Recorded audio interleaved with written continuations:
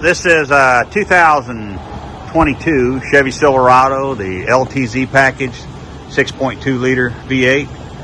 We just changed out the muffler and put a nice Magnaflow muffler on there, give it a little throaty sound, nothing too loud and aggressive. Customer just wants a nice mild tone. Left the factory rear resonators on it.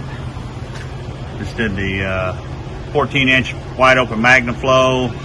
Added a nice little J-pipe on there to help keep the drone down. It's all stock up front. Should just give it a little tone. Let's see what it sounds like.